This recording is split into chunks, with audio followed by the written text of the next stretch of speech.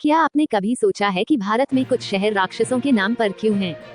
भारत के 7 शहर जिनके नाम प्राचीन राक्षसों और असुरों से जुड़े हैं। इनमें से एक है गया, जिसे मोक्ष नगरी कहा जाता है।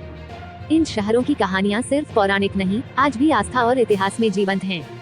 राष्ट्र चंडिका न्यूज भारत की धरती सिर्फ देवी देवताओं, ऋषियों और वीरों की गाथाओं से ही नहीं, बल्कि उन असुरों और राक्षसों की कहानियों से भी जुड़ी है जिनका जिक्र पुराणों और धार्मिक ग्रंथों में मिलता है। आज हम बात कर रहे हैं भारत के 7 ऐसे शहरों की जिनका नाम राक्षसों के नाम पर रखा गया और जिनमें से एक को मोक्ष नगरी कहा जाता है। जलंधर, पंजाब। जलंधर नाम राक्षस जलंधर से जुड़ा है, जो समुद्र से उत्पन्न हुआ था। उसकी शक्ति इतनी प्रचंड थी कि देवता भी उससे भयभीत थे। अंततः भगवान शिव ने उसका वध किया। ये स्थान लवपुरी, भगवान राम के पुत्र लव की राजधानी के रूप में भी जाना जाता है।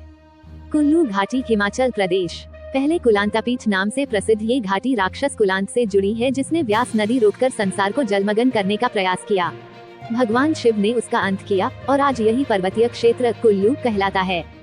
मैसूर, कर्नाटक। मैसूर का नाम महिषासुर से निकला है। देवी दुर्गा ने चामुंडेश्वरी रूप में उसका वध किया था। आज चामुंडी पहाड़ी पर स्थित मंदिर इस कहानी की सजीव गवाही देता है। तिरुचिरापल्ली, तमिलनाडु। इसका मूल नाम था थिरुचिरपुरम, जो राक्षस तिरुशिरन के नाम पर पड़ा। उसने भगवान शिव की घोर तपस्या की थी, जिससे ये स्थान शिव भक्ति का प्रतीक बन गया। सुद्धमहादेव, जम्मू और कश्मीर। ये स्थान सुधानाथ नामक शिव भक्त राक्षस से जुड़ा है, जिसे भगवान शिव ने त्रिशूल से मारा था। बाद में उसकी भक्ति से प्रसन्न होकर शिव ने उसे दर्शन दिए और स्थान को शुद्ध महादेव नाम मिला। गया, बिहार, मोक्ष नगरी। गया का नाम गयासुर से जुड़ा है, जो इतना तपस्वी था कि उसके स्पर्श से पाप मिट जाते थे। भगवान विष्णु ने यज्ञ के लिए उसका शरीर मांगा, जिसे उसने सहर्ष दे दिया। तभी से यह स्थान पितृ तर्पण और मोक्ष का प्रमुख केंद्र बन गया। पलवल, हरियाणा। प्राचीन काल में ये पलम्बासुरपुर कहलाता था। बलराम ने यहाँ राक्षस पलम्बासुर का वध किया था। आज भी बलदेव छठ मेला इस घटना की याद दिलाता है।